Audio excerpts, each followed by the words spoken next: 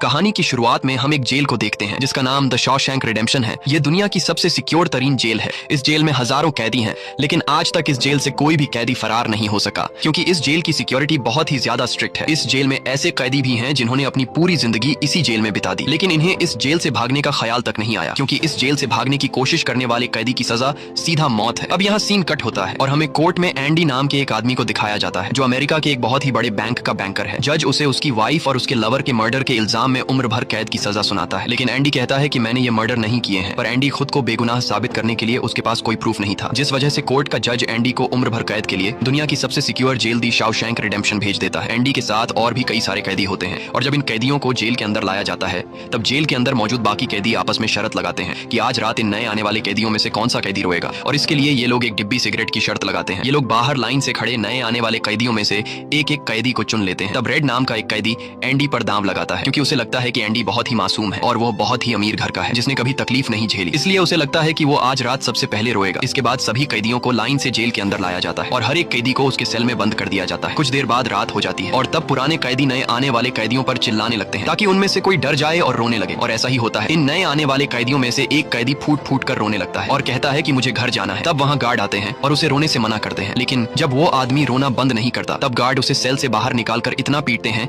कि वह बेहोश हो जाता है। दूसरी तरफ रेड एंडी पर लगाया हुआ दांव हार जाता है और रेड समझ जाता है कि एंडी बहुत ही स्ट्रांग है क्योंकि इतना डराने के बावजूद उसने एक आवाज तक नहीं की। इसलिए अगले दिन रेड अपने साथी को सिगरेट का एक डिब्बा दे देता है क्योंकि रेड एंडी पर लगाया हुआ दांव हार चुका था। तभी हम एंडी को देखते हैं जो अकेला चुपचाप ब्रेकफास्ट कर रहा होता है। तब एंडी की मुलाकात जेल के सबसे पुराने कैदी ब्रुक्स से होती है। ब्रुक्स को यहाँ इस जेल में लगभग 50 साल पूरे होने वाले हैं। एंडी समझदारी से ब्रुक्स से इस जेल के सभी छोटे बड़े रूल्स और हर एक कैदी के बारे में जानने की कोशिश करता है। तब ब्रुक्स एंडी को जेल का हर एक सीक्रेट बता देता है और वो एंडी से कहता है कि अगर तुम्हें जेल के बाहर से कुछ मंगवाना हो तो रेड नाम के कैदी के पास जाना। ये सुनते ही एंडी भी इंतजार नहीं करता और वह सीधा रेड के पास पहुंच जाता है और रेड से कहता है कि मैंने सुना है तुम बाहर से किसी भी चीज को अंदर मंगवा सकते हो। तब रेड कहता है हाँ मैं मंगवा सकता हूँ, लेकिन ऐसी चीज जो यहाँ से भागने या फिर किसी को मारने में काम ना आती हो। एंडी रेड से कहता है कि मुझे हैमर यानी एक हथौड़ा चाहिए। हथौड़े का नाम सुनते ही रेड कहता है कि तुम्हें हथौड़ा ही क्यों चाहिए, क्या तुम हथौड़े से किसी को मारने वाले तो नहीं हो? तब एंडी कहता है नहीं, मैं किसी को मारने वाला नहीं हूँ, मेरा यहाँ कोई भी दुश्मन नहीं है। ये सुनकर रेड कहता है कि तुम्हारा यहाँ दुश्मन तो नहीं है, लेकिन जल्द ही कुछ लोग तुम्हारे दुश्मन बनने वाले हैं। वो कुछ लोगों की तरफ इशारा करके